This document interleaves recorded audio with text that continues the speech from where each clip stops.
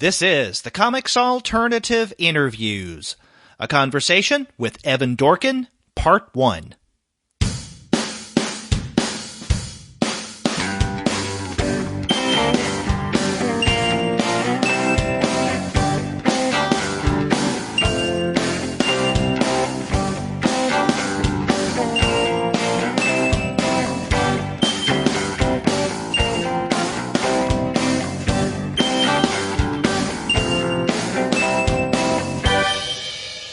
Hello, and welcome to another episode of the Comics Alternative Interviews. I'm Derek. And I'm Gene, and we're two guys with PhDs talking about comics. And on this interview episode, we have the pleasure of talking with Evan Dorkin. His book, The Eltingville Club, was released last month, if you guys remember, because Gene and I reviewed it on a show back in February. And yes, indeed. We have a great time talking with him about Eltingville Club, Beasts of Burden, and a variety of other comics, and he does a lot. But before we get to that conversation, we want to let all of you guys know that this episode of the Comics Alternative Interviews is brought to you by the good folks at Discount Comic Book Service. Go to their website, dcbservice.com, for all of your comics pre-ordering needs. There, you're going to find all DC, Marvel, Image, and Dark Horse titles at 40% off of the cover price if you pre-order. For all of the other publishers, you'll find that those discounts are 20 to 35% off of the cover price, and every single month you're going to find some unbelievable specials. And sometimes those specials will be at 45% off cover price, sometimes at 50% off, but often you can find discounts that are a little more impressive than that. And DCB Service has a bunch of Evan Dorkin stuff in print right now that you can get through there. The Milk and Cheese collection, the Eltingville Club collection, as you mentioned, the Beasts of Burden collection that he and Jill Thompson did, even the Bill and Ted Most Excellent Comic Book Archive are there for you at DCB Service. And also the new Beasts of Burden one-shot, which is coming out in a couple of months, is being offered right now at 50% off. That's right. In fact, go ahead and pre-order your copy of Beasts of Burden, What the Cat Dragged In, because this is something that Evan talks about in the interview. So you can find a lot of Evan's books as well as a slew of other comics at Discount Comic Book Service. Go to their website, dcbservice.com, for all of your comics pre-ordering needs. And after you do get your comics there, please be sure to send them an email and tell them that the two guys with PhDs sent you. And you know, Gene, this show is also sponsored by another company. Doesn't put out comics, but they put out great coffee. That's right, at justcoffee.coop. That's right. Go to their website, justcoffee.coop, and there you're going to find a lot of coffee, tea, and chocolates that will tantalize your taste buds. All their coffee is 100% fair trade, shade-grown, and organic certified. What's more, everything is roasted to order. They do everything in small batches. There's no mass production. And if you use the coupon code COMICS, COMICS, you get 10% off your order. And just as you know, shipping is always free, and there's no minimum orders when you order from justcoffee.coop. That's right. Justcoffee.coop. Go there.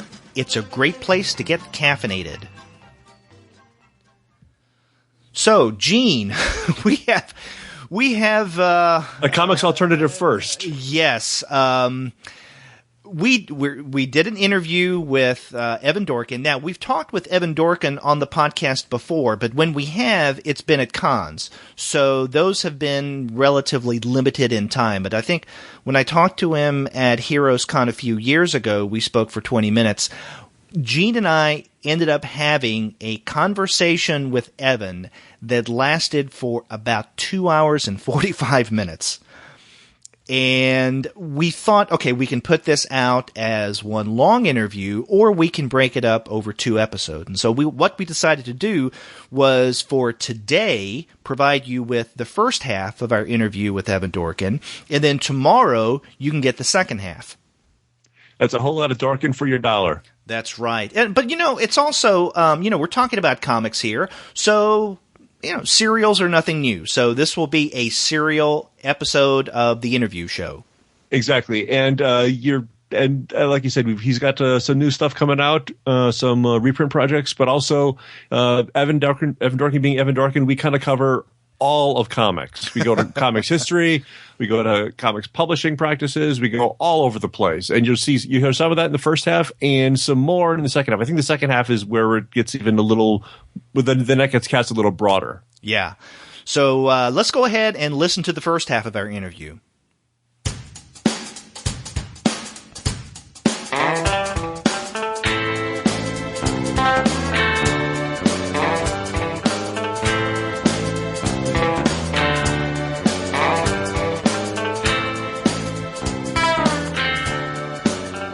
We're pleased to have on the Comics Alternative Evan Dorkin. His most recent book, The Eltingville Club, was released in February from Dark Horse Books. Evan, welcome to the Comics Alternative again.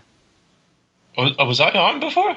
You were on when we were at Heroes Con a few years ago. Oh, well, gee whiz. Okay, no. Well, thanks for having me. But this is the first time you have been on at where we haven't been at a convention. Oh, do I have to pay for this? This will be free next time. There's a psychic cost. There always is. Right. Talking about comics, yeah. Yeah. Well, actually, talking about comics comment is a great segue into the Eltingville Club, because that just came out recently, and in fact, Gene and I a few weeks ago reviewed it on the podcast.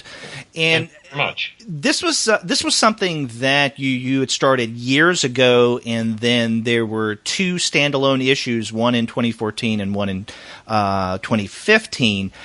And then you came out with the entire collection, this nice hardbound edition that recently came out.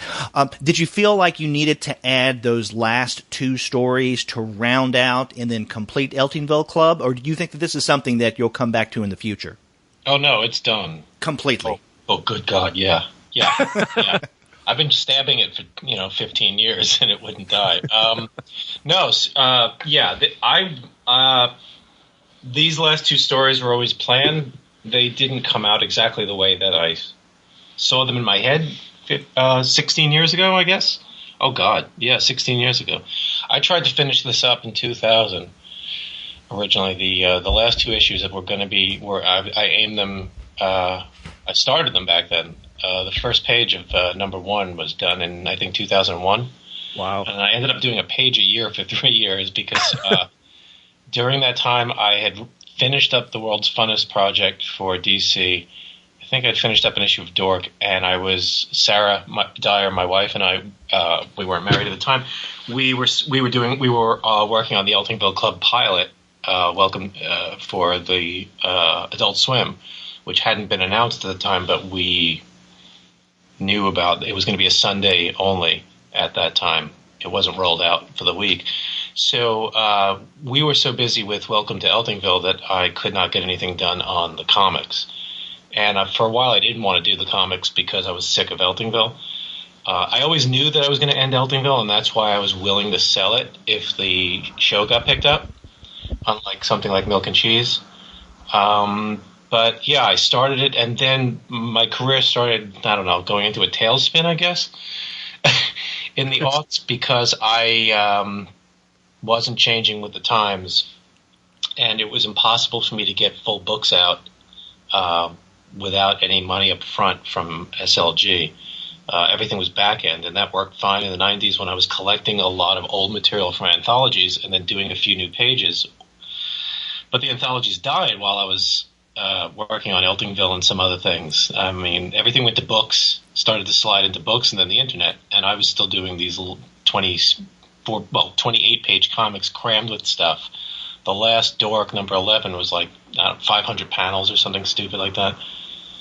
So Eltingville just became impossible for me to finish until I hooked up with a different publisher and found the time. So, I mean, Eltingville, but before I did these last two stories, I did do a 7-pager, I believe, for Dark Horse Presents, the color story.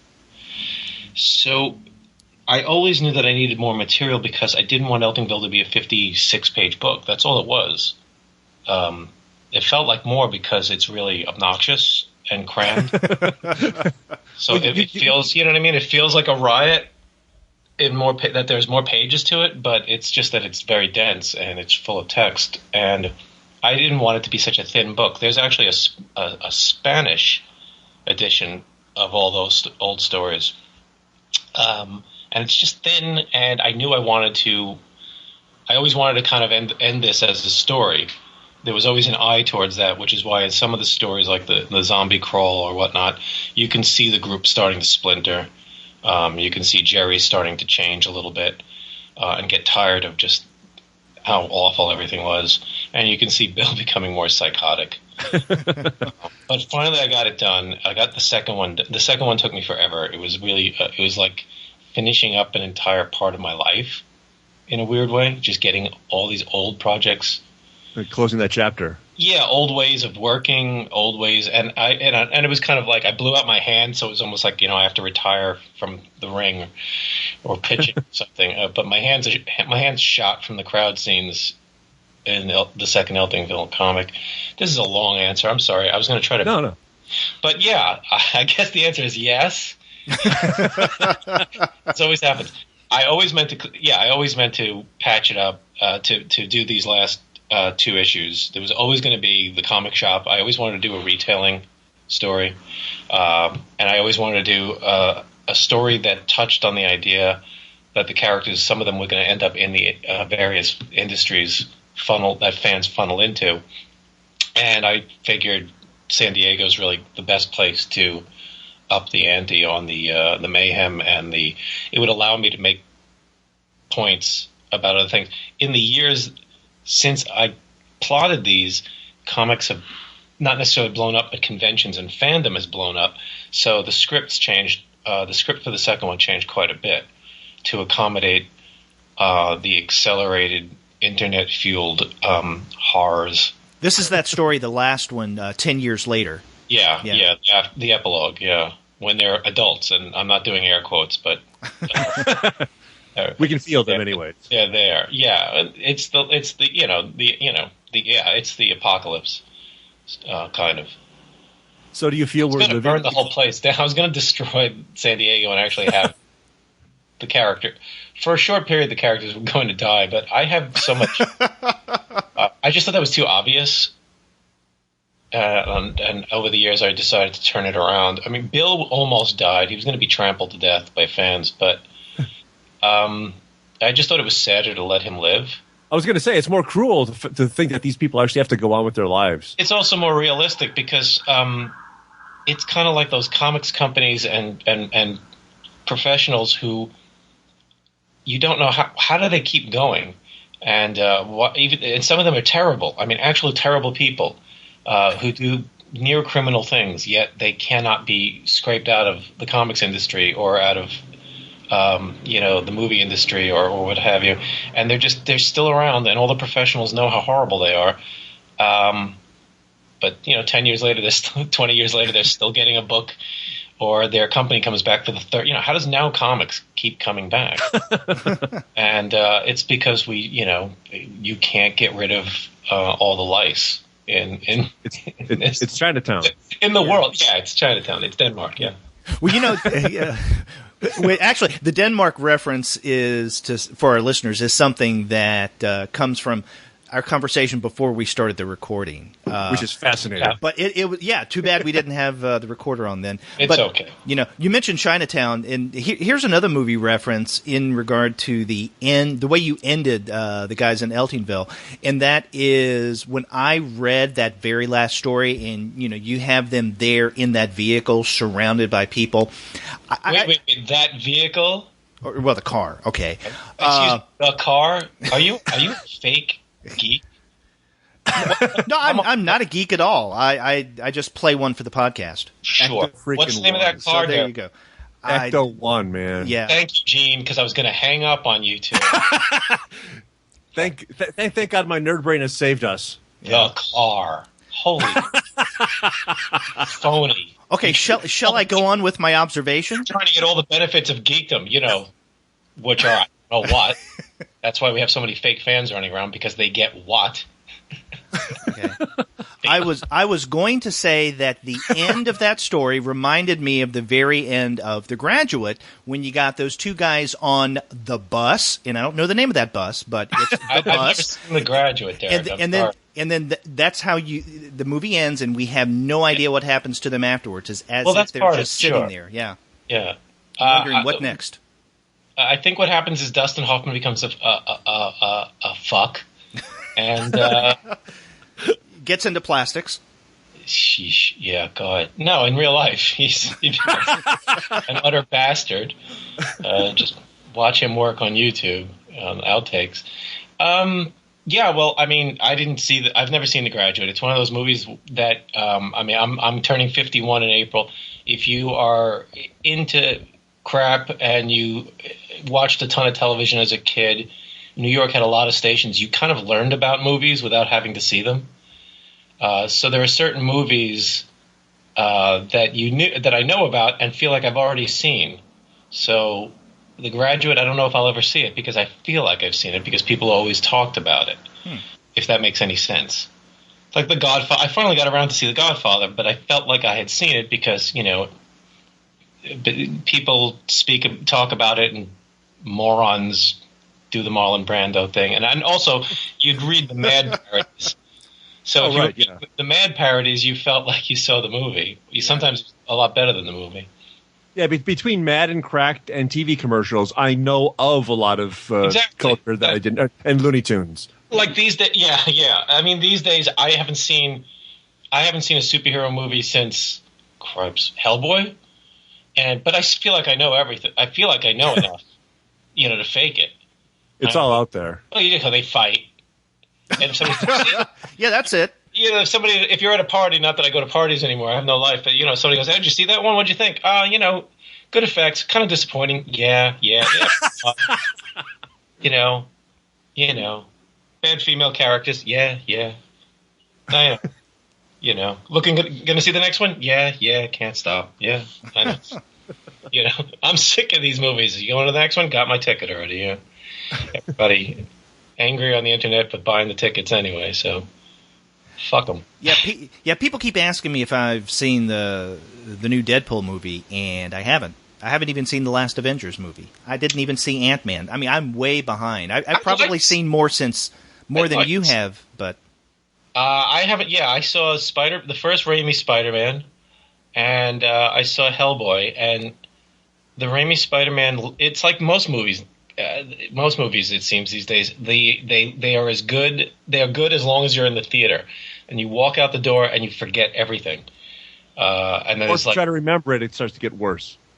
You realize the plot holes very quickly. Oh, yeah. I mean, I still remember walking out of Spider-Man going, the movie goes off the rails right at Thanksgiving. Origin. It's just like the Superman movie. The origin story is very tight, and then they don't know what to do. So Peter Parker has dinner with a multimillionaire, as one does, and who's a villain because we have to have them together. And then it just turns into a lot of special effects, and it was okay, but I like comic superheroes. I mean, superheroes work for me on the page.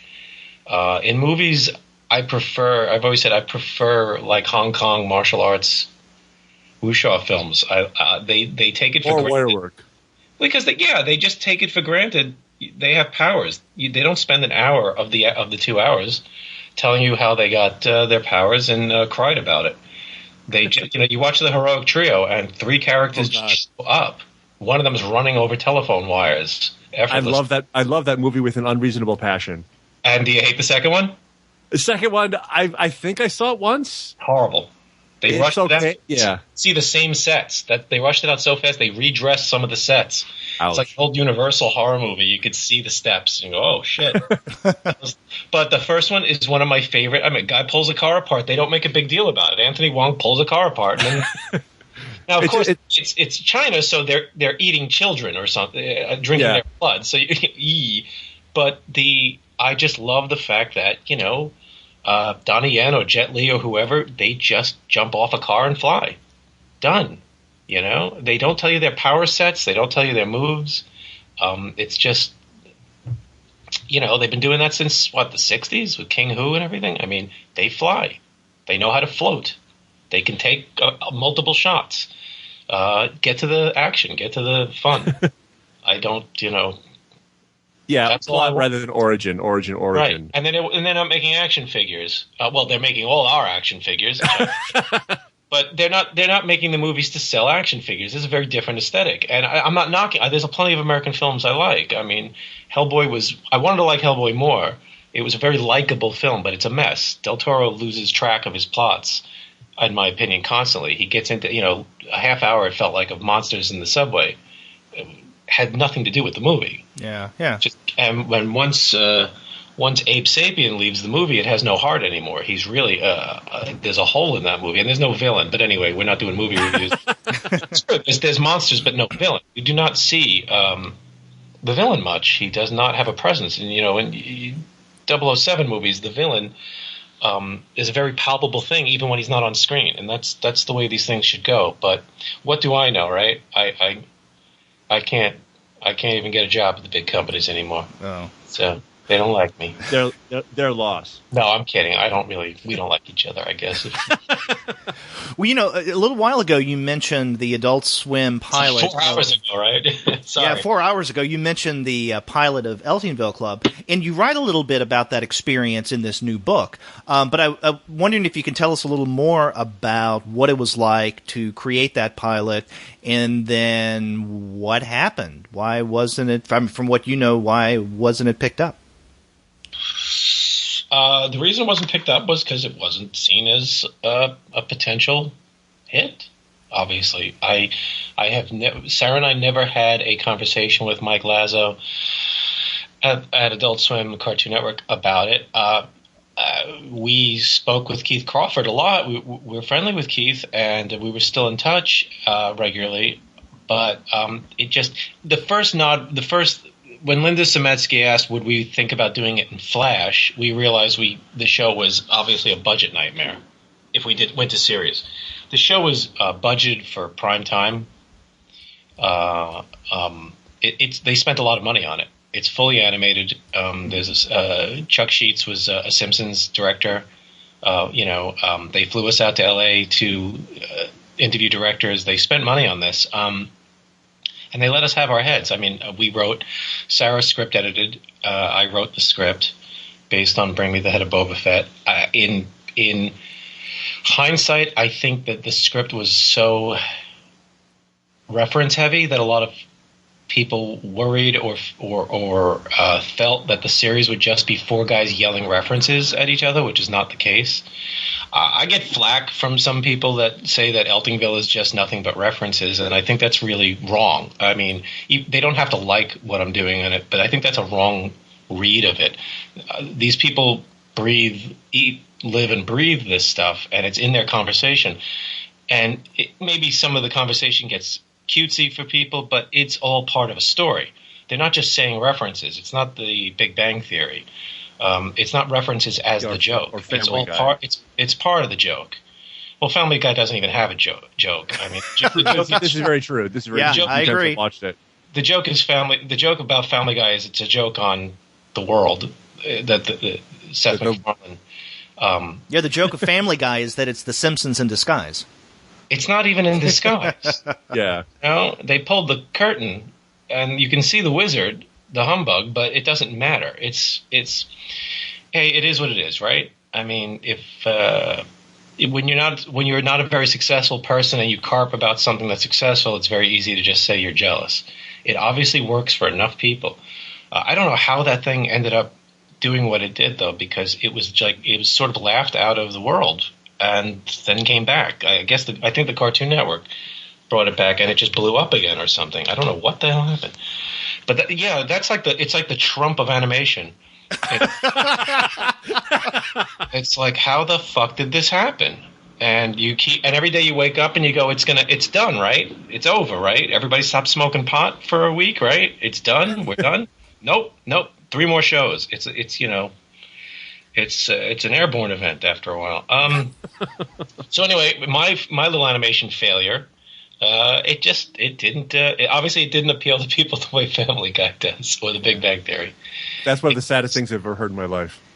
Yeah. That's there are people who are way more upset about Eltingville not getting picked up than I ever was. I mean, I didn't think it was ever going to get picked up because how could anything like that happen to me?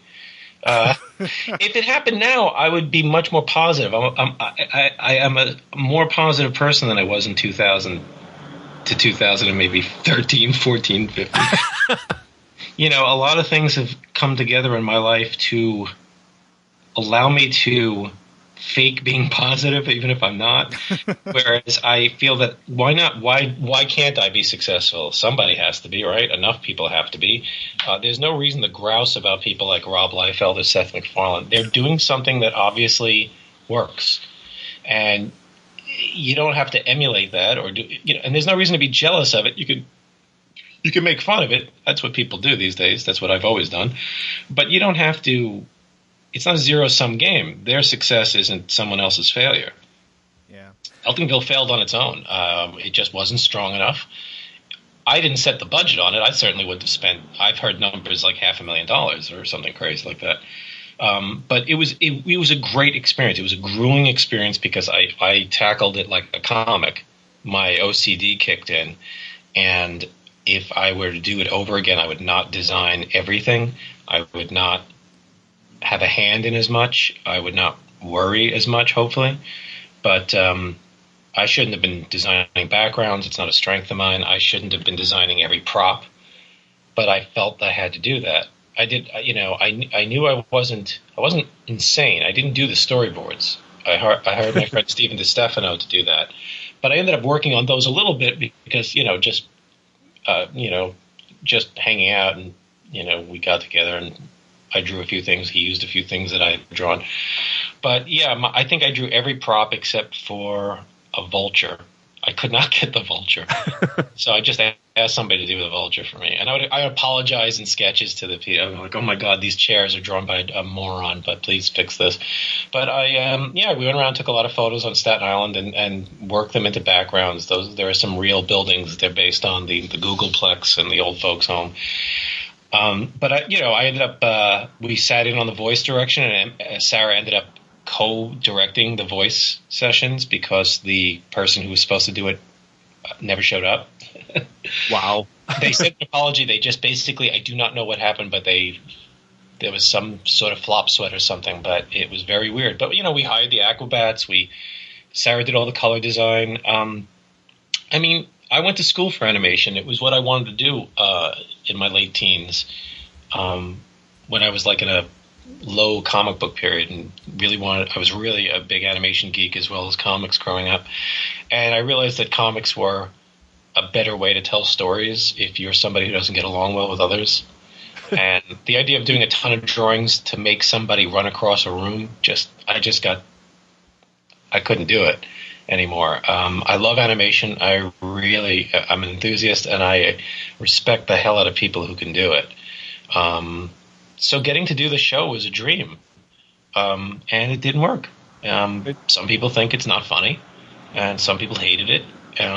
It's nice that I still hear from people who liked it. But and it also wasn't raunchy enough, and I hate the word raunchy, but I don't know what else to say. It wasn't rough enough. It was the first thing that the Adult Swim commissioned that was new.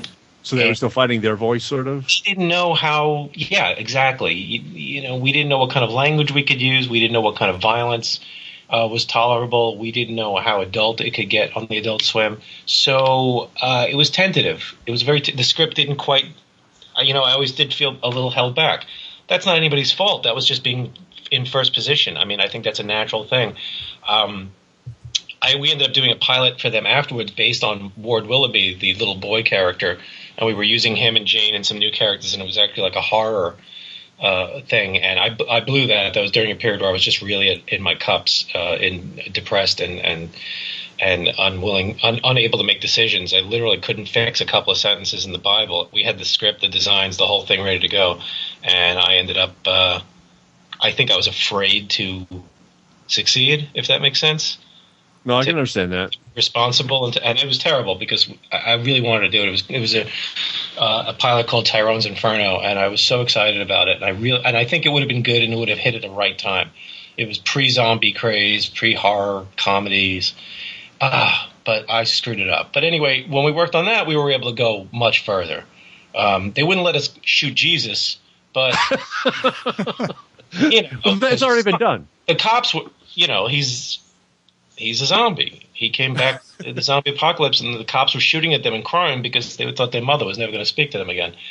But they were all Catholic guys, but we could do really. It would have been. Boy, I beat myself up over that one every once in a while, but live and learn. The thing that's sad is what you live and learn, and you learn in your 40s instead of your 20s. That's why I'm trying to get as much stuff done now in my later life as possible to make up for like 10, 12 dead years. But yeah, again, another very long answer. I hope it was of some interest. It was an amazing experience. I cannot blame the Cartoon Network or anybody there for anything. I would not do that. It was on me. What you don't like about Eltingville is on me. We hired everyone. We listened to all the voice tapes. We got really early voice tapes of MC Chris. Those were amazing. He did these crazy rap things. We picked people. We picked the Aquabats because we were fans. I love that closing theme. The show could have been good. But it was an expensive show. I don't think the Adult Swim they weren't like you were saying, they were finding their way. They hadn't aired anything. It aired at Sunday night at 11 o'clock. Wow. With very little fanfare. And kind of buried. Well, right. I mean, but the Cartoon Network was doing very well. And I believe they felt that the momentum would carry, but this was just way too expensive a show. If we cut it down to Flash, I would have been fine with that. But I don't think Mike liked it, which is his right. Well, it's been a long time since I've watched anything on Adult Swim, but I have to say, I mean, the Eltingville Club is one of the disappointments for me in terms of Adult Swim not picking something up. So, I mean, I really liked it, and I think it had a lot of potential. In one way that it had potential that the comic. Well, I was about to say that the comic didn't, but that's not a good way of putting it. That you don't really see in the comic is that you were trying to flesh out some of the characters more. For instance, giving Bill a sister. And in future episodes, had it been picked up, you could see that there's a lot of story potential there. Yeah, I mean there was going to be a lot of stuff with the little kids. There was going to be the neighborhood was fleshed out. We had more characters. Wasn't just the four guys.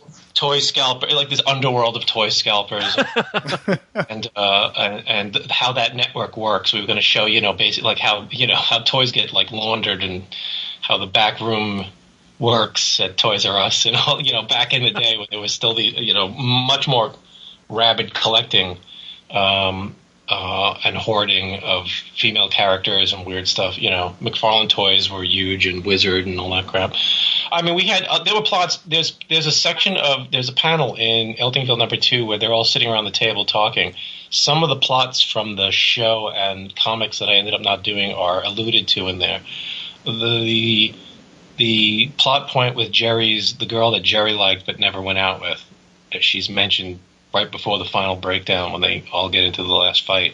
That was going to be an episode called The Intruder. I thought it was going to be very, very depressing because basically they rat fuck Jerry out of having a relationship with this girl, and they just turn him against her because the jealousy and anger and misogyny, and they gaslight him. They just ruin their lives, and he's thankful to be back with them at the end. They've destroyed him. And it was going to be really horrible. But there was supposed to be an episode where Josh, they're pissed off at Josh because he goes to Klingon camp instead of the Renaissance Fair with them, and the Klingon camp is actually within half a mile of the Renaissance Fair, and it turns out that these two groups hate each other and have been having a lot of turf wars. So this was going to be a Klingon elf war, and I would have been able to, it would just have been horrible. All these people dressed up in these outfits, kind of violently LARPing against each other. There was going to be the Million Fan March when they go to Washington D.C., and it was kind of like the Warriors. Somebody shoots the guy who organized the Million Fan March, and they blame some fan. It's just stupid.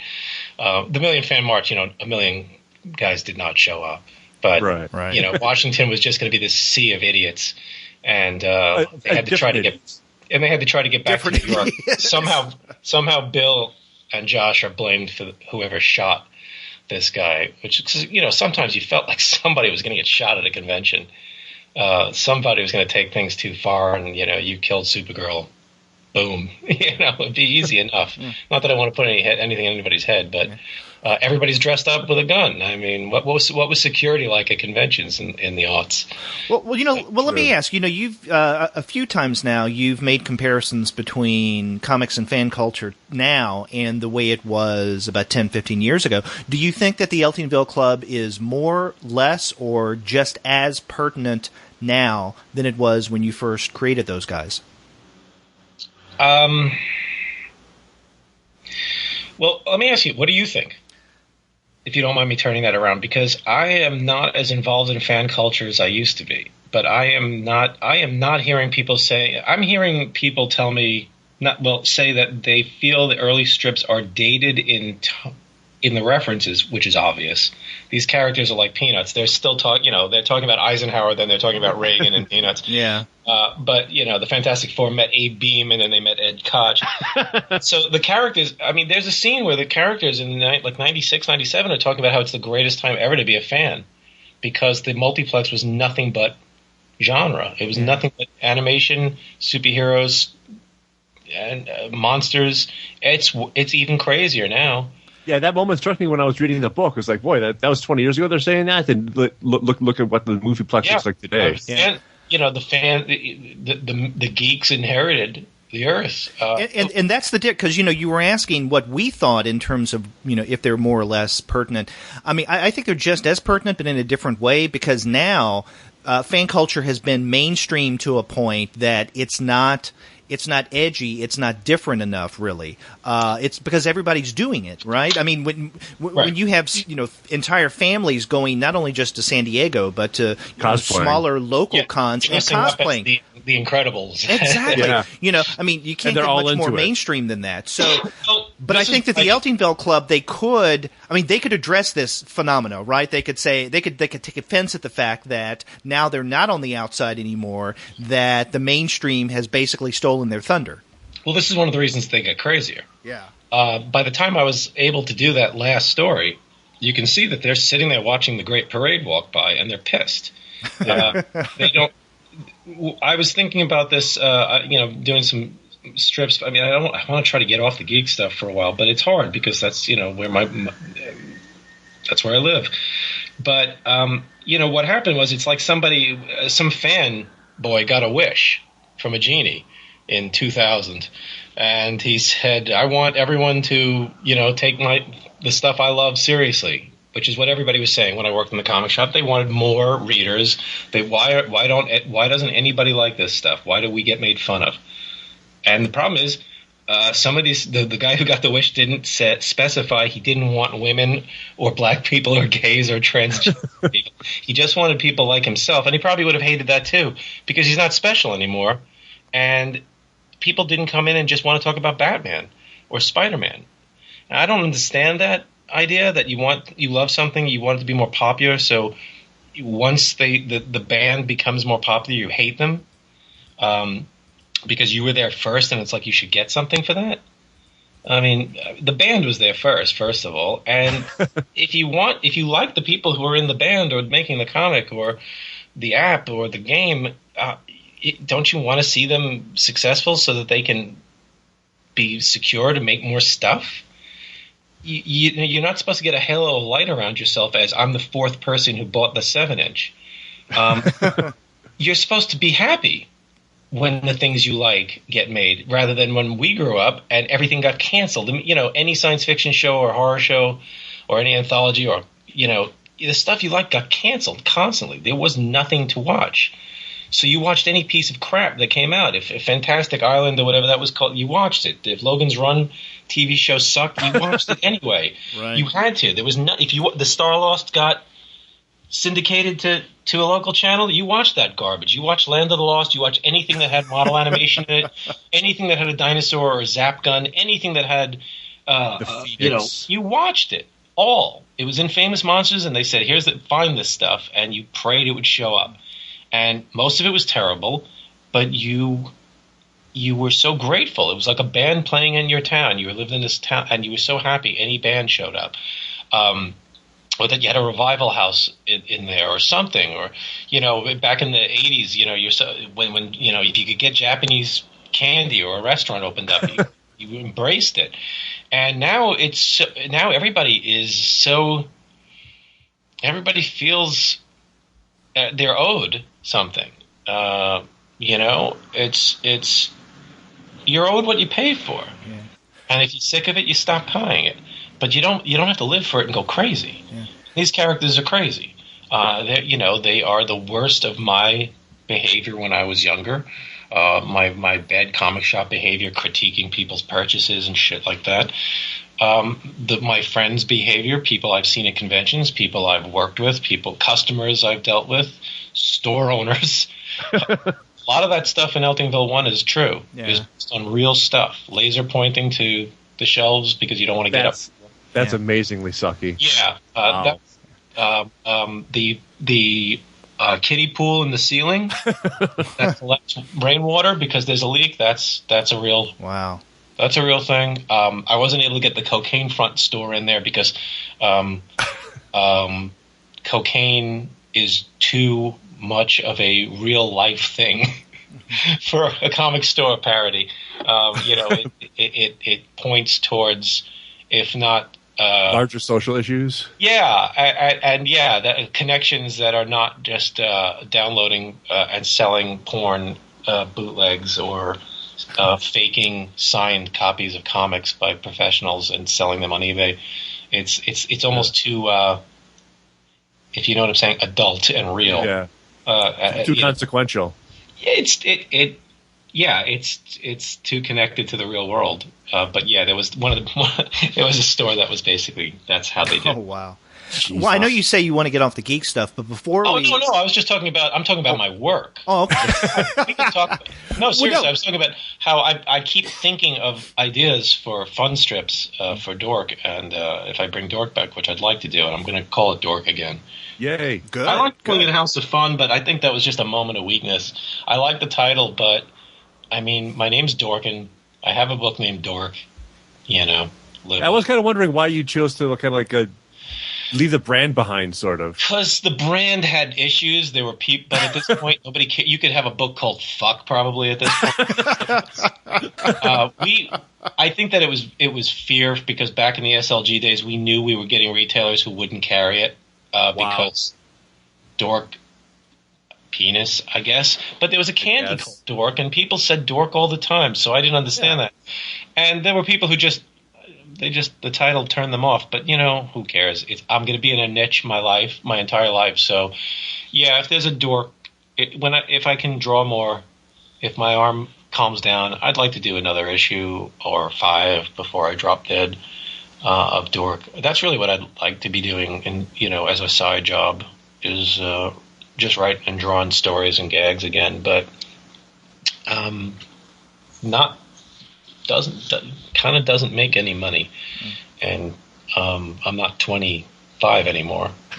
Well, but before we move on from Eltingville, I don't know if we were moving on, but I wanted to ask you because this is a segue into what you were talking about. That's why it didn't get picked up. Okay. There. Well, no, I was going to say this may be an interesting link to Dork, and that is you do include in this new Eltingville volume the story The Northwest Comics Collective, and in Dork you also take several shots at the quote-unquote alternative or serious comics culture. And, Gene and I were trying to decide when we were discussing the Eltingville several weeks ago on the review show, which we appreciated more, your bashing of the fans in the regular Eltingville title or your bashing of the alternative scene with the Northwest Comics Collective. And I don't know, I think I appreciate your satire with the Northwest Comics Collective more because there's that sense of pretension that makes it all the more enjoyable when you poke in that pin. Yeah, but I mean, they're just flip sides of the same coin. That's why that they're sides of the same coin. That's why the covers for that issue of Dork was the same exact drawing, redrawn to, and they say the same basic things. The thing about the alternative gags was, at least these people aren't they understand there's a wider world out there, but at the same time, they're also very unrealistic. I mean, there's the scene where they go into the 7-Eleven and start yelling about why the comics rack has mainstream comic books and not things like 8-Ball or Underwater or whatever the hell it was. I don't remember. And which is an entirely, totally unrealistic thing. Just as I can't stand it when people say comics when they mean mainstream comics, that they confuse the genre of superheroes with the medium as a be-all, end-all, which is ridiculous. It drove me nuts when people who were into Chester Brown and Love and Rocket, like stuff I liked. I mean, I still like superheroes. I don't think I like much that's been done in the last 20 years, but, big deal. They're not making that stuff for me. I mean, nobody's making anything for anybody, really. It's yourself. This is not like you owe me something, like I said. But on the other hand, people thought that if Marvel, they want the indie folks, the art school folks, that if Marvel and DC died, it would be the greatest thing that happened in comics.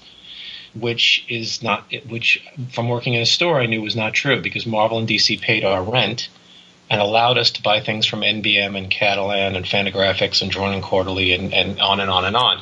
The more money we made on the Marvel and DC stuff, the more, as a I think better store. This was Jim Hanley's Universe in Staten Island, the first location in Eltingville. That's where the name comes from. That we were able to spend that money and buy strip reprints and art books. That's how we had Jimbo and Raw in the store. Those are not, cheap things. They were not things that were going to sell easily. That copy of Jimbo sat on the shelves for years. Yeah, a store full of Jimbo was going to last long. First Panther. Sadly. I should have bought that thing, man. The cardboard. I would take it down and read it all the time. Still never sure if I liked it or not, but I just kept pulling it down and reading it. But we were able to buy the EC libraries and European books and early manga, and that was not because we had no stores funded that well. You have to make money. It is a very hard job. I make fun of retailing, but the good stores out there are precious. Unfortunately, there aren't that many of them, and there are some that are like Joe's Fantasy World. And that's what Joe was going to have a larger role in the pilot too. He was going to be he was based slightly. I'm not a very good artist, but he was based a little bit on the coachman from Pinocchio. Wow. That was where he was coming from, and he was going to be in a war with Fat Sal, who's mentioned in Eltingville as being arrested for molesting a child. Right. The point of that was that they didn't care that he molested a child. They were upset that his store closed down because he had good prices. Which is, in some ways much more is prescient, because I always felt that fans would, drive a thresher through the human beings who make Superman and Batman if it meant more Superman and Batman would be coming out. How angry some Uber fans were when Kirby's family was suing, as if it was going to take away their Spider-Man and Fantastic Four or Captain America. They didn't care about the man who helped create all that stuff. Well, Ditko for Spider-Man co-created.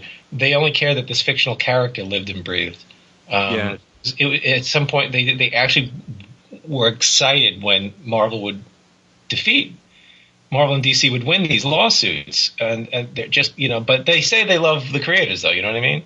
Frank Miller's a god, and this one's a god, and that one's a god.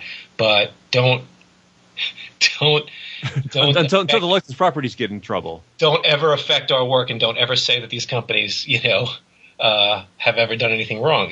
I remember doing a signing, and I was talking to another professional about some stuff, and a customer overheard, and he said, "How could anybody have a problem with Stan Lee?" And I didn't know what to say, because it's a long story, right? Yes. What do you say to somebody like that? It's like somebody saying, how can anybody say the government's bad? Or how can anybody say that there's human suffering? There's a lot of negatives on Stan, the man. He could have been a better guy. Well, he still can be a better guy. he can't be. I don't know what he can be right now. But he's doing his farewell tour, and I don't know. Yeah. There's got to be a biosuit of Stan Lee that he's working on, right? An exoskeleton of himself that they'll put him in, and all the people who are making money off of him and propping him up, and it's very sad. There's a lot of things about Stan that I admire and like. Great marketer, great PR person. He was hipper than DC, which wasn't hard, but still. No, it wasn't hard, but he didn't have to do that. Exactly. And when he did it, I mean, he was throwing stuff against the wall, and he took that EC letters page, that Lev Gleason letters page, and he made it much hipper than even EC did. And he realized that the creators were an asset to know who did what. And he came up with that great lie that they were all pals, having a great slapping each other on the back, yucking it up, even making the fake record. Yeah, the Mary Marvel March. Yeah, that's a great Marvel March Society record. I have always wanted to rewrite that and record it with new about all the legal stuff and all that. But I have enough money losing projects that people don't care about and piss someone off somewhere. I forget what I was on right now. I was talking about the retailers. Yeah, but Big Sal. They were going to. Fat Sal was going to have. He was going to be like Dr. Strangelove, not temperament, but he was in one of those scooters. He was so lazy that he had a scooter in his store to get around in. But his store is very small, so he's constantly backing up into stuff and knocking stuff. And he can walk perfectly fine. He just doesn't want to. So he'd be in this scooter going around his store knocking shit over all the time and hurting customers. And what he would do, he didn't have Joe was going to be using the laser pointer because he doesn't like to get up from his counter because he's playing games or watching television, which is amazing that people do that in stores. You could rob so many stores blind if they have magic in there on the counter. But this guy, what he would do is he'd throw food at the item that the customer asked about. This spider monkey, this small monkey, would grab. Go and get the food? He'd start knocking shit down off the shelves, and eventually the thing that the person wanted would fly to the floor. But they'd be damaged. And then Sal would tell them that it was their fault because they wanted it, so he'd make them pay for the damaged item. It was going to be tons of fun. I don't know why America did I actually saw a couple of stores that worked that way. Yeah, there's some amazing stores out there. I've gone into stores where it's like practically there's a cookout going on with people with no shoes on, just lounging out on lounge chairs, from the backyard. And I'm like, fuck, what is this, Deliverance with comics? Well, Evan, let's talk about another one of your titles that, in terms of tone, is completely different, and that is Beasts of Burden. Yeah, I just want to say that when we planned this interview, I was telling some people that we're going to interview Evan Dorkin, and the two things people said was they wanted more Dork, but they also wanted more Beasts of Burden. Because and those are two, again, like you said, Derek. These are totally different kind of books. Well, let me tell them they're both amazing. Let me tell them where my GoFundMe page is. No. Yeah, I mean, I that's great to hear. If anyone said that, or you're just making it up like a letters page. God, no, absolutely. No, that's in my notes. I've been reading the Dark Horse reprints of Crime Does Not Pay, and the letters page is the funniest goddamn things on earth because of these. There are these kids, air quotes, and priests and cops writing in about how this comic is doing a great job of keeping kids keeping them on the straight and narrow.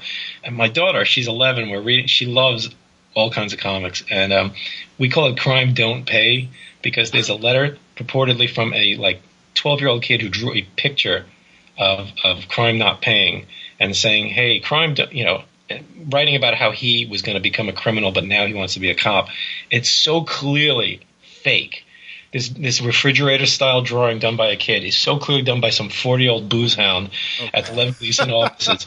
It is the funniest fucking thing. So we're always I got to track this down. Crime Don't Pay. Crime Don't. I'll try to. Well, the books are great, but they are expensive. But if your library is. Which volume is that in? Drop me a line. I'll find. I think it's an 8.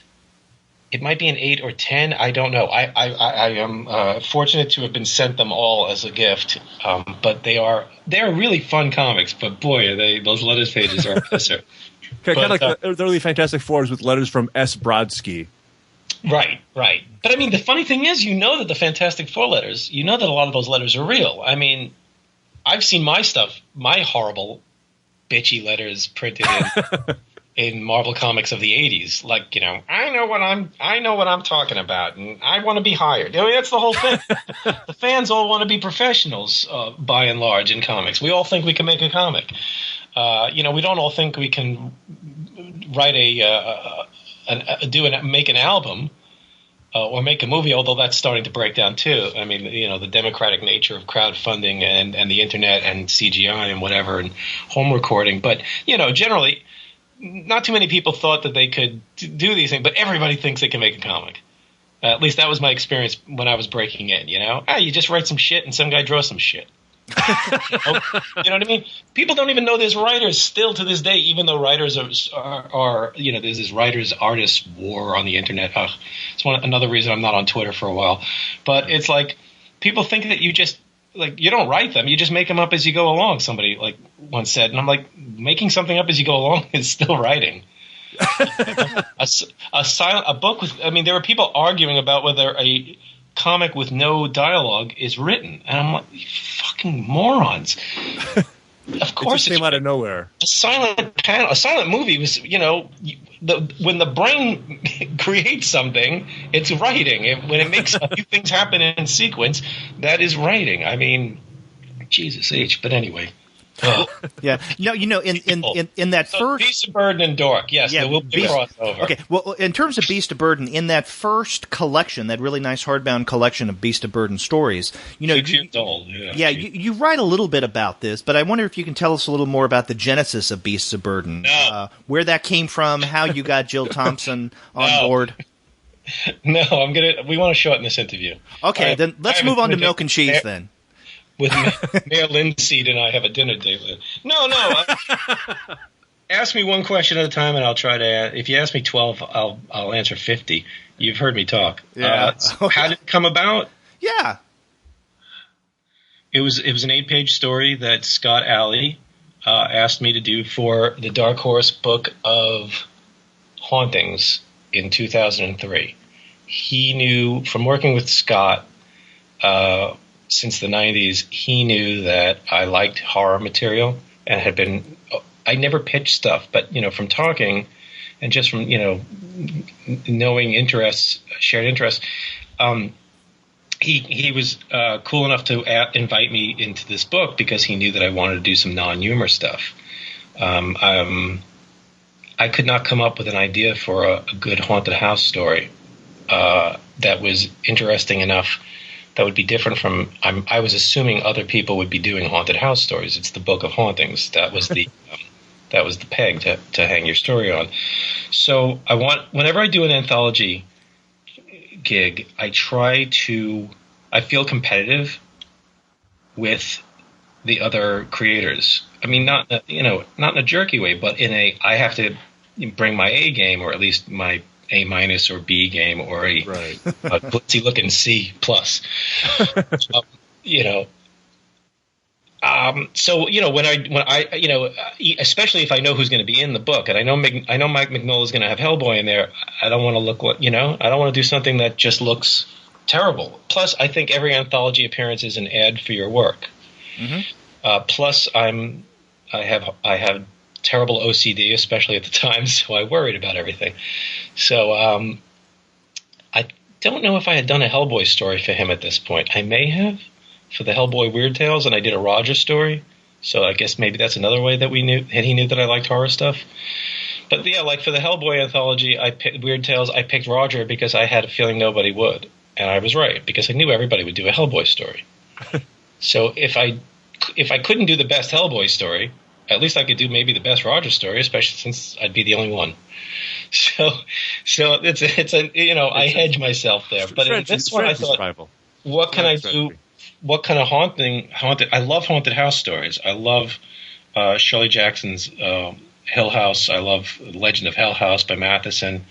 There's something about haunted house. I don't believe in them, but I love. I mean, it goes for all of Beasts of Burden and any horror work that I'm trying to develop right now. I don't believe in the occult. I'm skeptical. I mean, I'm open. If you show me, if a ghost walks in the room, I'm not going to explain it away. But I don't, it's probably one of the reasons I'm so fucked up is because I don't believe in life after death, and it depresses the hell out of me. Because I know I'm never going to get everything done. And, I used to joke, I'd miss wrestling next Monday, but I stopped watching it, so I don't miss it. Because Vince McMahon is kind of like the, I don't know, Dan Didio of wrestling or something. No, he's not. Stanley. No, I don't know. Trump, I don't know what the hell he is. Back to the Trump jokes. Fuck. But I don't believe in the occult, but I really love it. I love horror movies and ghost stories. I've been on a Lovecraft kick for years now, and I've been revisiting and finally tracking down a lot of stuff that my friends always used to talk about back in the day. The Weird Tales Circle and the pulps, and I just never had access to that stuff. And nowadays everything's on the Kindle, so all the cool dead writers like Algernon Blackwood, it's all at your fingertips. Because I never really had money for books back when I was younger. Anyway, back to Beasts of Burden. I came up with the idea of a haunted dollhouse, which I assumed had been done, so I didn't pursue it, and I couldn't come up with a good angle on it. And it turns out M.R. James has done that. It's not a great story, but it's probably been done a million times. So I got the idea of a haunted doghouse. I'm not saying it's brilliant or anything, but I hadn't heard of it.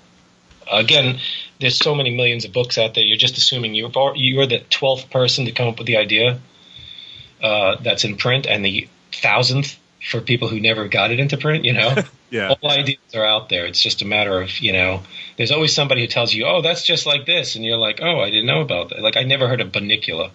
Is that? It's not a book that I knew about. It's like I knew what Goosebumps was. I never read it because I'm not of the age group, but I never heard of Bunnicula. But I have a lot of people telling me that I'm ripping off Bunnicula. I'm like, okay, whatever. But the Eltingville Club ripped off Big Bang Theory and Casey Green's Anime Club, according to a lot of fans. So what can you do? That's a big fear that I got over. In fact, when I used to come up with stories that you could describe in an elevator pitch, and somebody'd go, "Oh, that sounds like The Exorcist," or "That sounds like I don't know," you know what I'm saying? I would throw the idea away. I would get so uptight. Nowadays, I'm like, it really is the execution, and the execution on this story was I had a haunted doghouse. Well, that means I have to have dogs. It wasn't like I had this idea for a world of dogs and cats fighting the supernatural. It was just. Long story short, an 8-page story about a haunted doghouse, and the influences that popped into my head was Poltergeist and Watership Down. Poltergeist for the idea of this house is clean, having this, occult character come in and help the locals with this problem, and Watership Down in that the animals had their own culture. A way of dealing with things and alluding to things, greater than the story, their own religion, their own beliefs, their own lore. I didn't watch Poltergeist or read Watership Down. I didn't need that. I mean, it's like sometimes when I'm drawing, I don't look for I don't go get a David Mazzucchelli drawing when I feel like I need some of that in my approach, or Bill Elder. I'll think about them, if that makes any sense, and just let my brain send that to my hand and see what happens. If I do a slight impression of Bill Elder or a Jack Kirby type thing, but if you're looking right at it, you might make it too obvious, unless you want it to be obvious, of course. So that was it. It was an 8-pager called Stray, which had a slightly depressing but uplifting ending, I hope. And while I was working, and Scott said, that sounds great, do it. While I was working on it, I had Jill in mind for the art. Jill and I have known each other a while. We were friends. I love Jill's work. And I just saw it as this, not necessarily little golden book, because, it wasn't like, The Provincens or Richard Scarry, but I saw it as a storybook, I guess. And I saw it as what would be interesting was if it was done in this lush watercolor style and kind of suck the reader in and tried to not make them realize that there's talking animals after a few pages. Because most people see talking animals and they turn, you know what I mean? Their brain turns off the way that they used to see spaceships, the way they used to see superheroes, and they went, that's not for me. so she agreed to do it, and people liked the story. And the next year there was another anthology, and Scott invited us back, and I said, "Do you mind if we do another story?" Because I grew fond of the characters, and he said it was the Book of Witchcraft. So witches have familiars, cats, dogs. It just kind of fell into place every year for the 4 years that they did the anthologies. Sarah and my wife and I wrote the Book of Monsters entry the year later with the werewolf, and the year after was the zombie story was the Book of the Dead, and then the monster story. At that point, if you notice, the strips go from 8 to 12 pages to 16 pages to 20. Mm-hmm. We were basically at a comic size. So Scott asked if we wanted to do a series, and we were kind of it was kind of getting danced around. We kind of saw this coming. We were developing a world. We were developing backstory. We were developing relationships with the characters. I had it in mind without really developing a series. Jill and I developed a series, and they asked, "Do you want?" In 2009, I guess. Do you want to do? We got together, and Beasts of Burden got a title because we didn't have a title for it because we weren't planning it to be a series, and we did the first 4-issue miniseries and the book, and it's been slow going and it's been bumpy, and at one point I thought I was going to walk away from it, but it's my favorite thing I think I've ever done. In a lot of ways, it's the only thing that I can look at that I don't feel embarrassed by. Because is it a dumb question? Is it because you didn't draw it, or is it just because of the world itself? Part of it, but that's selling Jill's work short. I love looking at those pages. They kill me. I mean, it's I've had some I haven't done a lot of collaborations, and a lot of them were very short things for like Bizarro and Bizarro World comics and Bizarro comics. And that was awesome because I got to work with R. Sikoriak for a page, Carol Lay for a page, that sort of thing, Ivan Brunetti for a page. And World's Funnest, I got to work with an amazing bunch of mainstream and independent and artsy people for a series of pages. And that was up until Beasts of Burden, my favorite experience collaborating or working with, being able to write 3 pages for Jaime Hernandez, 3 pages for David Mazzucchelli, come on. It's a great, as a fan and as a professional, that was just, nobody cares really about that book. I'm glad it's being reprinted. It's actually coming out this month and is part of a larger book. And I hope people enjoy it. But it's a goof book. It's a comedy. I knew it wasn't going to really do much. It's probably the lowest selling book that has people like Alex Ross and Frank Miller and Dave Gibbons and Dave Mazzucchelli and all those people. To this day, people go, "Oh, I never heard of this thing." And I'm like, I know. I bought it as soon as it came out. That was an amazing book. Mm-hmm. Well, I had fun. I appreciate that, but you're like me. You know what I'm saying?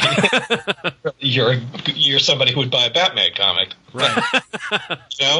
Cue the Trump womp womp. Yeah. But literally, I've got the buttons. I've got the World's Funniest buttons on my black leather jacket. In the late '80s, I got thrown out of DC Comics because of Batmite. Okay, that's how uptight people used to be about that character. Robert Greenberger yelled at me and threw me out of the offices when he realized I wasn't, because he starts doing this shtick about Batmite, how bad Batmite is, and how Batmite will never be back. Because I was trying to get a Who's Who gig, that compendium. Yeah. Really wanted to draw Batmite, and I thought, well, this is a character. Even if I fucked it up, it would still look right. And I had only gotten like some really weird work at DC at that point that never printed.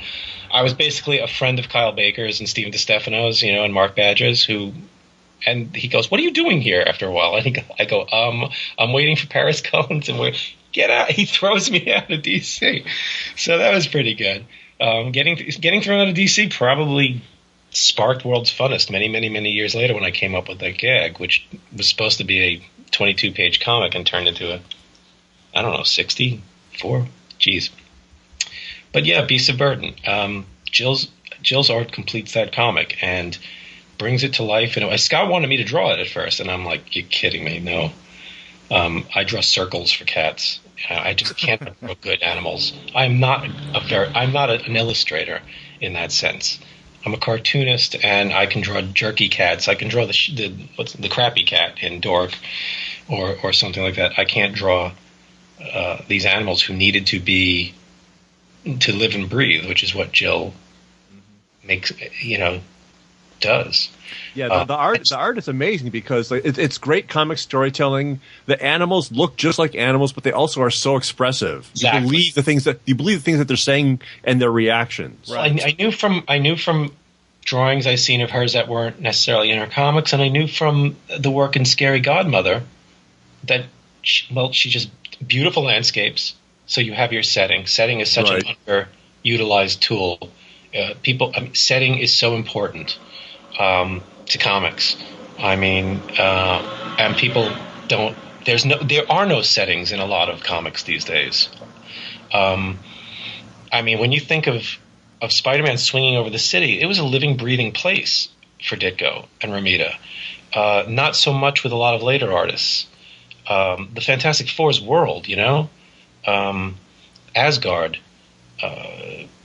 Metropolis, Gotham City. I mean, you get an image in your head, and when I think of a lot of comics now, there's not a lot of backgrounds. There's a lot of posing.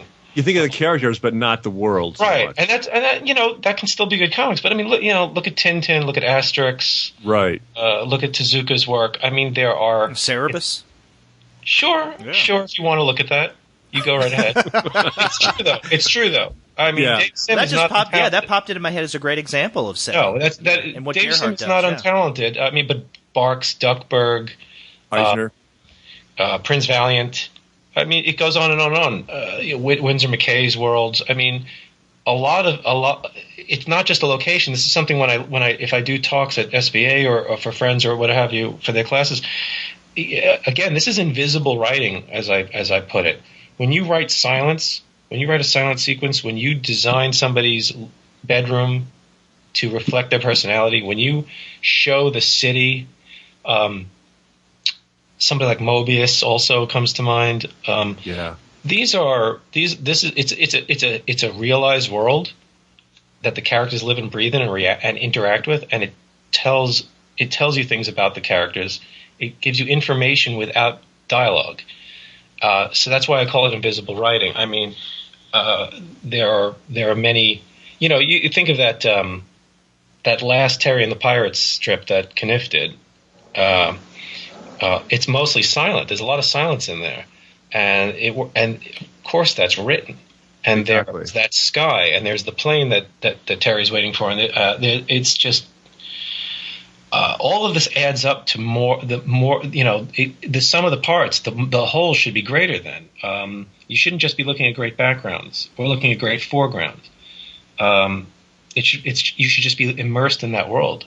I think Jill's work on Beasts does that for sure, in a way that I couldn't do and that a lot of other people couldn't do. Not necessarily people who don't draw well or illustrate well, but just can't sink you in there. Mm-hmm. So that after hopefully 1 or 2 pages, you stop snickering that there's a pug talking to a magic cat and they're going to fight some dirt things. Because it's totally believable. It's stupid as hell. All of this is stupid. Okay? This is why comics, for me, this is why a lot of comics, superhero comics and adventure comics has gone down the drain for me. Okay? This is not an insult. You like it, fine. I'm not talking, people get so insulted when you talk about anything as if you're going to destroy it somehow with your words. Because I don't want to know how Batman's equipment works. And I don't mean his junk. I mean his equipment. When Marvel decided to start telling everybody how much Doc Samson and the Thing and She-Hulk could bench press, you could see the fucking writing on the wall. That everything starts turning into D&D manuals. Everything turns into, instead of a story, you have an explanation. It's just origin story. I find origin stories usually very dull. I love the fact that origin stories used to get taken care of so quickly, and they just say, all right, we're done with that shit. Look, stretchy guy, rock guy, flame guy, invisible girl. Okay? We're done. Now they're going to fight monsters. Now they're going to save the world. Now they're going to become super science adventure team. The Yancey Street Gang is going to throw eggs at him. I don't want to know how the Thing's rocks don't rub against each other and he falls apart. I don't want to know why Galactus has a G on his belt. Who gives a fuck if he uses an English word? Because that's the way comics were in the 60s. I'm not embarrassed by that. I heard that somebody retconned it so that the G means something else and Galactus is... Who the fuck cares about that stuff? I mean, obviously, a lot of people. But I just want to see... Sadly, yes. I just want to see Galactus do what Galactus does. I want to see a story about Galactus. I don't want to hear how somebody figured out how the web shooters work or don't work. You know, and everybody's been apologizing for the last 30, 40 years since Roy Thomas and the fans took over. Have been apologizing for things like, why did they let a girl on the rocket? I don't know. Or her younger brother, even worse. It makes a lot of sense. The radiation. Just go for it. Sue, did I tell you about the radiation belt? Boy, I just realized I should not have taken. This is a stupid idea. Spider-Man. I always talk about. In fact, I think the Eltingville thing. I mean, Spider-Man. Here's a kid. He's a fuck up. He can't understand. He can't realize that all the girls in high school are looking at him. He doesn't realize that he's a genius. He gets bit by a spider, and he goes home. And in one night, he designs and sews one of the most intricate costumes ever made. He invents plastic eye shades that he can see out and other people can't see in. He invents web shooter serum, tests it so that it can do 15 things, and invents the spider shooters. That's fucking crazy. Okay, this guy should have been the Bill Gates of the military-industrial complex. He should have been getting laid day and night. The guy can't even he can't figure out how to cash a check. Okay? If he had just gone to the military, if he had patented web fluid, one-way lenses, and made some nice costumes for Broadway, he'd be rich. I want to read your Spider-Man comic. Unfucking believable. But lots of people are scratching their heads, and lots of adults, because comics, had to be adult, after Dark Knight, all that, have to go, well, we have to explain this because it's silly. Getting bit by a fucking spider is silly. Walking up a wall is silly. Go with it. Like we were saying about Heroic Trio. Go with it. Just fucking go with it. The guy, the stilt man can get arrested. You can see the stilt man miles away after he robbed the bank. It's the stupidest idea. Marvel won't get rid of stilt man because they're afraid DC will then create a stilt man and they'll own the great idea of stilt man. So we still have to have a stilt man, but we have to explain him. We have to put everybody in leather jackets because costumes are stupid. Oh God, fuck it, man. I just want to see exciting shit happen. Comics have a language of their own, and a great superhero comic is just unmatched by even a great superhero movie, because in a great superhero movie you cannot just sit there and marvel at what's in front of you. It's going to disappear in a few seconds, especially nowadays when we whip pan around and we cut.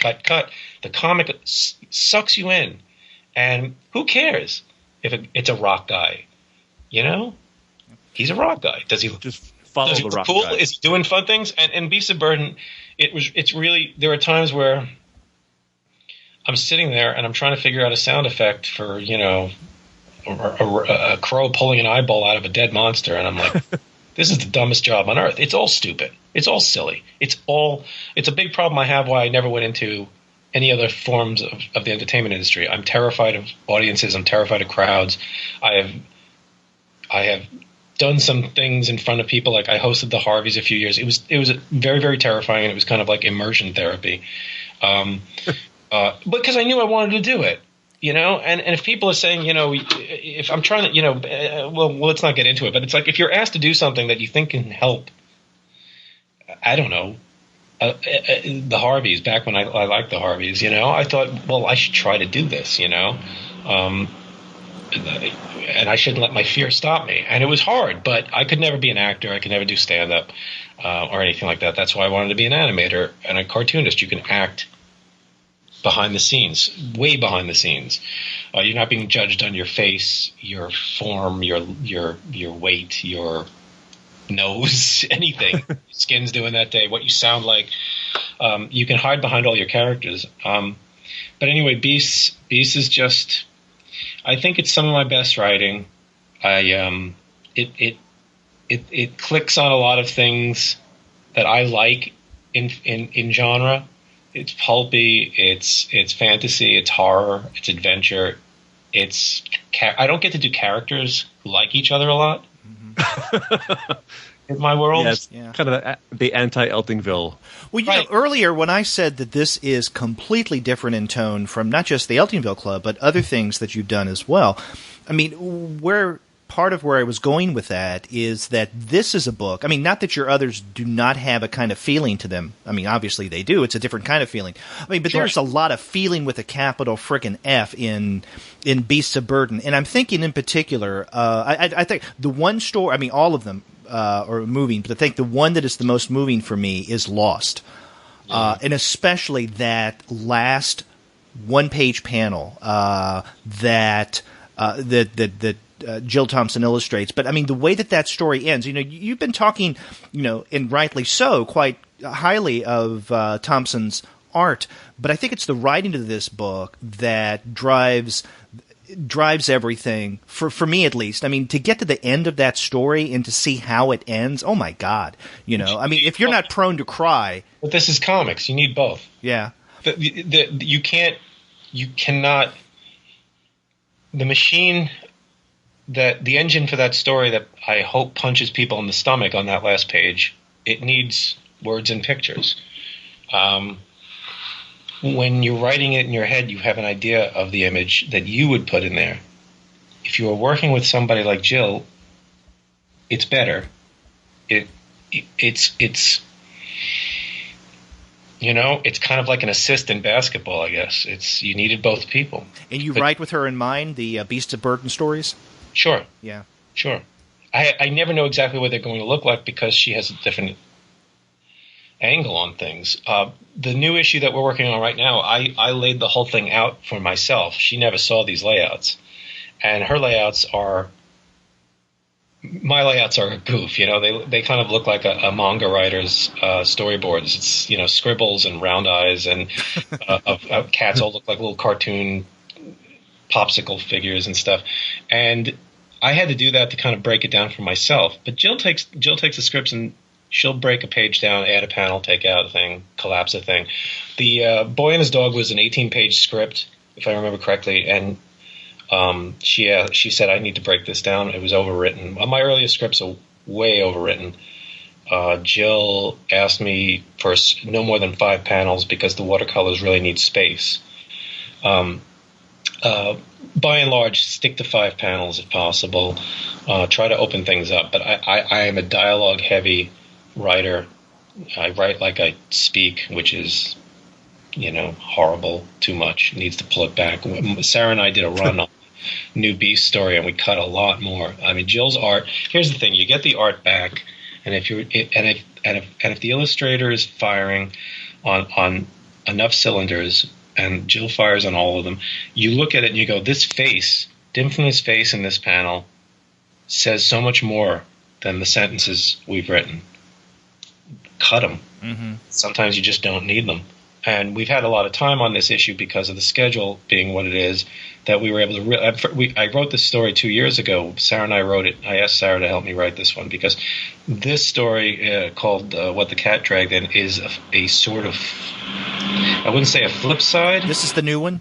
Yeah, it'll be out in May. It's a companion, in a way, to Lost. I don't know.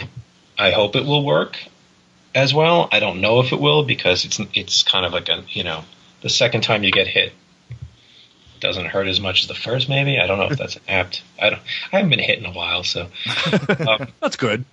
And I was only hit by. Well, anyway. When is Mother's Day anyway? Yeah. But, he'll be here all week, folks. The thing is, if you've got somebody, we probably will be the way I talk. But if you've got somebody, I mean, I've worked on everybody who's writing stuff for an artist to draw. You hope that they turn something that they get it all in there. But at the same time, if they can't get everything in there, at least get the essentials. If the acting is good, that's very important. A lot of comics these days have beautiful art, but everybody's just everybody looks photo-referenced or is just stiff. It's amazing to me how many superhero comics these days where the world is about to end, and all these characters have their mouths shut all the time in these grimaces.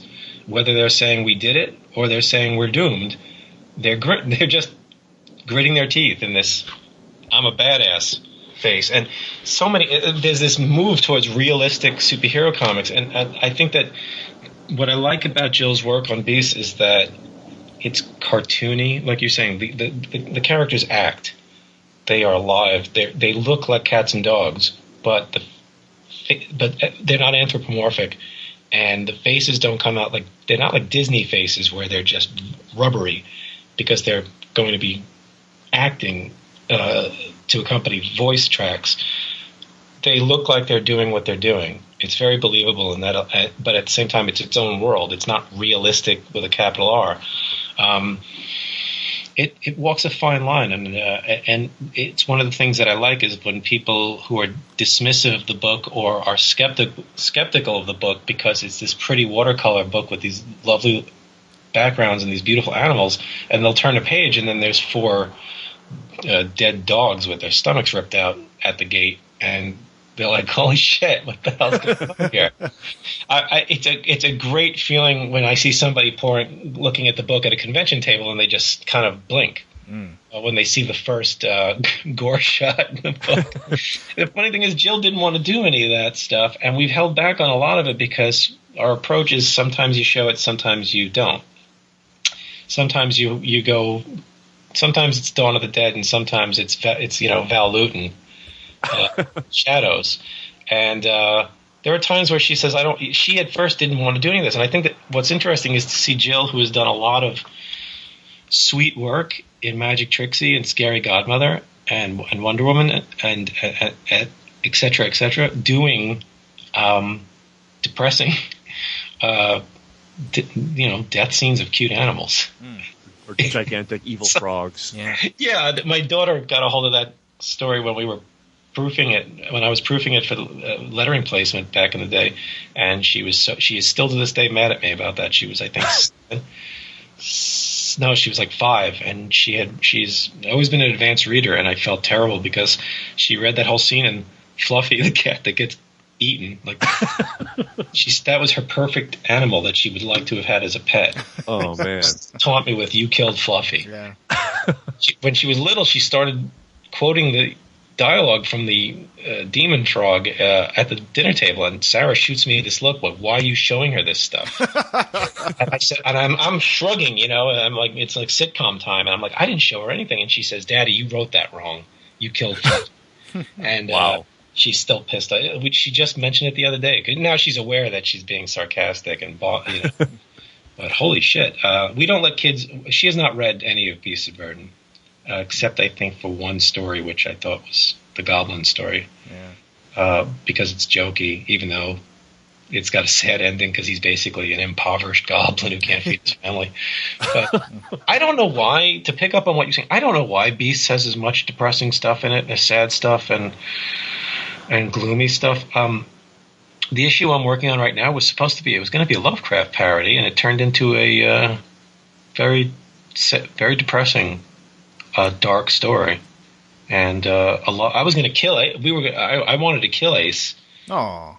In that last story for the Book of Monsters, when he falls to the ground, when him and the boy are shot by the hunters, and the two of them can't understand each other anymore because the boy's dying and losing his lycanthropy, slipping away, and Ace is just laying there.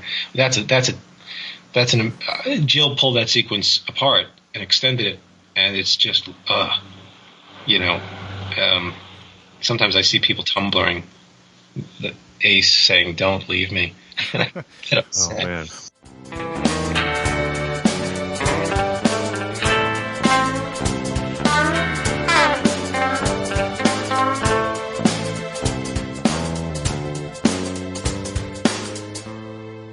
Well, that's a lot of comics entertainment for part 1. I'm not sure I've laughed this much in one of our interviews before. Yeah, this has to be one of the most laugh-filled interviews we've ever done, and our listeners can tell from listening to this first half, and then you'll hear it in the second half as well.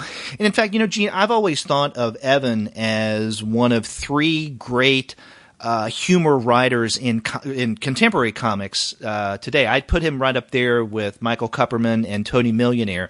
Those guys never fail to make me laugh.